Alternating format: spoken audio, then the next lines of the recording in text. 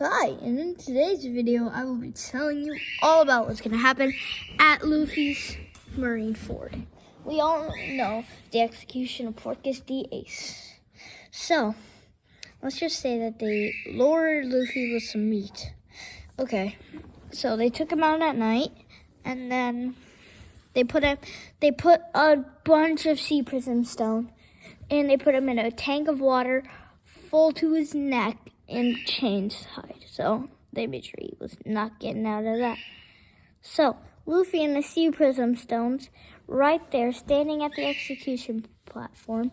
Wait, let's go back. We can't talk about the execution day yet. The government announces Luffy's public execution. You're probably thinking, why would they do it public? Because didn't they almost lose the war at Marineford? Yes, but public executions show power, and that would show that the world government still rules the seas. So, Luffy the Straw Hats call all their allies. A couple of them arrive. They pick up Sabo on the way, and the entire Revolutionary Army is coming. It's going to be in the 2nd Marine Headquarters. And for the first time we've ever seen on screen, Kong will be there. And I'm pretty sure Akainu would be there. So, we also have the Gorosei and the CP0. And not Emu. So, but I think that Emu actually would show himself and try to defeat a bunch of people, but he would only tie a little bit and then he would descend. You're probably wondering, why? Because anyone that sees Emu dies, as what we saw with King Cobra. So, here's what's gonna happen.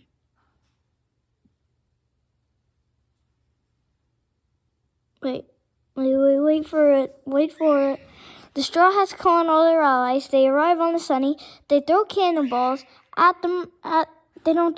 They shoot cannonballs at the admirals. But as we saw at Marineford, the admirals block it easily. Alright, so the second thing that we got here is... Okay. So we know that the entire Revolutionary Army... Okay, so they pick up Sabo on the way, I said already. So the leaf devil fruit guy, the plant guy... Yeah, we're going to call him Plant Guy because I can't remember his name right now. Okay, so this is what's going to happen. The plant guy puts vines around them, and then Sabo burns them. Although they are not weak to fire, Sabo still burns them. And then Sabo starts fighting him. And then the entire crew comes down, and we have vice admirals guarding outside, and we have the Seraphim.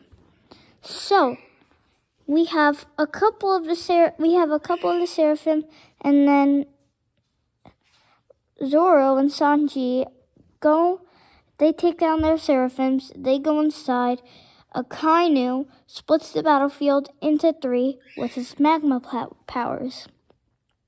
Zoro cuts the sea prison stones very fast with his amazing sword abilities. So, the sea prison stone is broken, right? And now Luffy is free to go. But, not really. That doesn't happen.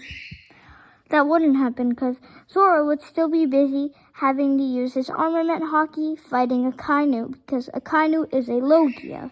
And we all know that you need Haki to punch a Logia. The only way to beat them is Haki or water, which is their weakness. So, we have Zoro fighting Akainu, but what about Sanji? Sanji, over here, he's fighting Kizaru. With Sanji's amazing bone powers, his bones get broken super fast. But but because of his Germa abilities, Sanji can snap his bones right back into place. And then that means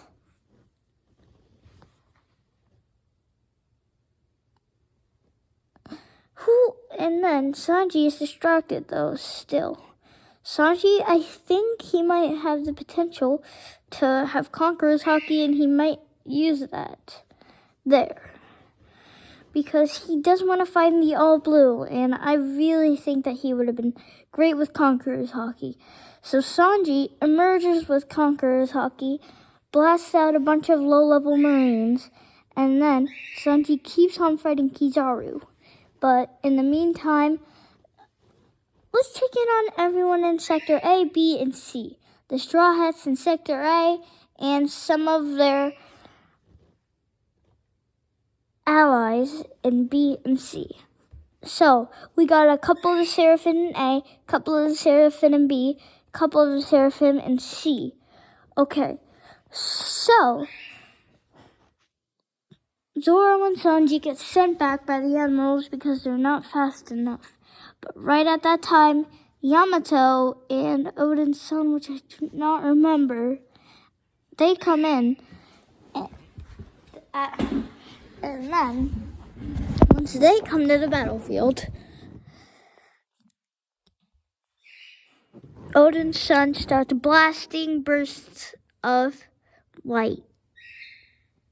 No, not light. He starts blasting a bunch of stuff. So, Kizaru goes to unleash a bunch of light attacks at them, but still, he's not strong enough, Kizaru, to stop them.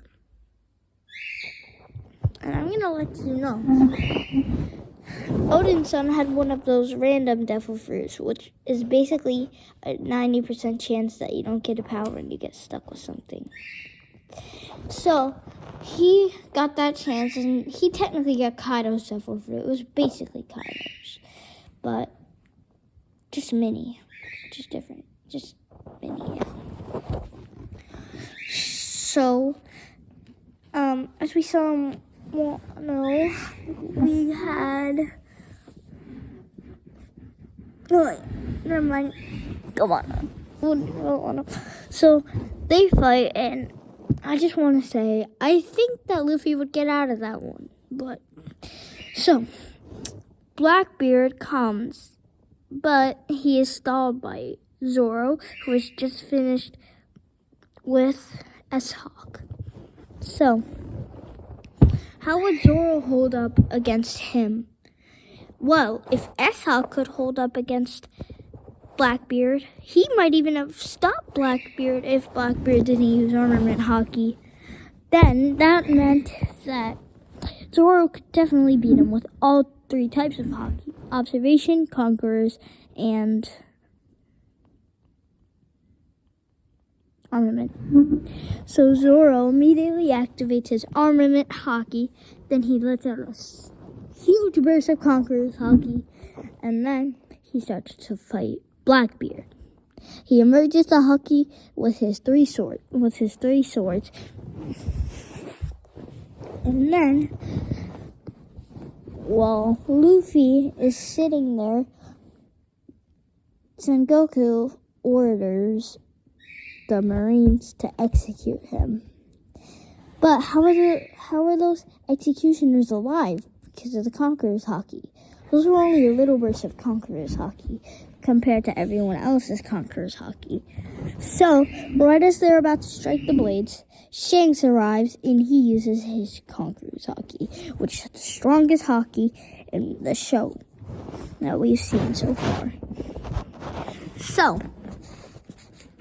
what else is going to happen now that Shanks is here? Well, Garp is going to be untying Luffy's handcuffs, but not before he starts beating him. He smacks him on the butt and a couple of times and says, "Why couldn't you be a Marine? If you were a Marine, this wouldn't happen." Okay, so now that Luffy has been beaten, Garp starts to untie his handcuffs. But, pause, let's go back a little bit. So right as the executioners fall due to Shanks' haki, Kong jumps down and makes his first fighting appearance. Kong and Garp start to fight, right as Kong is about to execute Luffy. Garp grabs Kong, throws him to the ground, and they start having one of the universal fights. It almost tears the entire island in half. Okay, so what does this mean? Well, we don't really know about both of those strengths, but we're just going to say that Garp wins. So Garp grabs him, throws him on the bridge. The girls say, leave.